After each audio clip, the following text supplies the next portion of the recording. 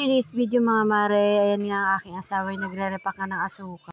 At pangiti-ngiti pa nga siya dyan mga mare at binibideo ko nga siya. Wala na kasing asukal mga mare kaya nagrepack na nga dyan ng asawa ko. Marami kasing nabiling tinging asukal mga mare. At naista pa nga siya dyan sa pagtitingin ng asukal mga mare at may bumili nga. Pagkagaling nga mga mare magsundo sa akin ng asawa ko at ayan naman nga ang inuna niya ang magrepack nga ng asukal. At bukas kasi mga mare hindi nga siya makakapagrepack dahil nga maglalaba siya. Ako kasi mga mare ay may pasok nga bukas. Kaya lahat talaga ng trabaho ay sa kanya talaga mga mare. At nagkwento nga sa akin ng asawa ko mga mare, ang hirap daw pala sa bahay dahil ang hirap daw mag-isip kung ano na naman daw ang uulamin. Ganun talaga, ikaw talaga mag-iisip kung anong uulamin nyo kasi kayo lang naman dito. Ako mga mare, kahit gulay okay naman na sa akin. At ayan nga ang anak ko mga mare at nangunguna na nga sa pagkain.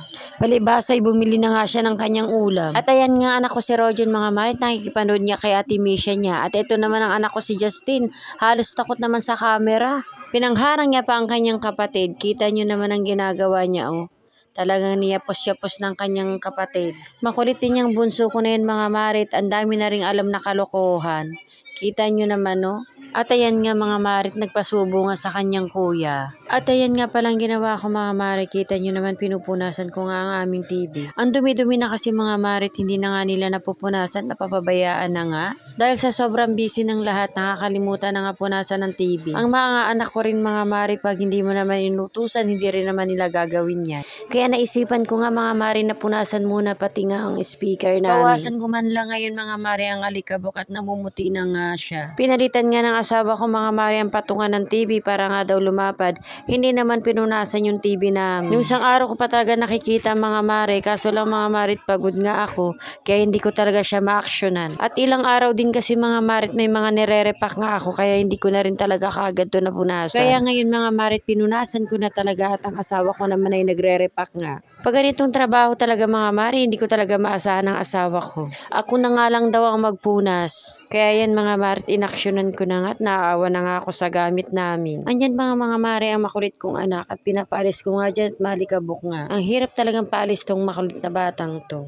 At sumampa na nga ako dyan mga mare sa sopa at pupunasan ko naman nga ang telepono at ang modem ng wifi namin. Dahil sobrang alikabok na nga mga mare. At hindi pa nga ako mga mare dyan nakapagpalit ng damit at sabi ko maya-maya na. Pupunasan ko nga muna ito at bago nga makapagpalit ng damit. Kasi sobrang alikabok talaga mga mare. At kita nyo naman mga mare ang bunso ko ng anak ko.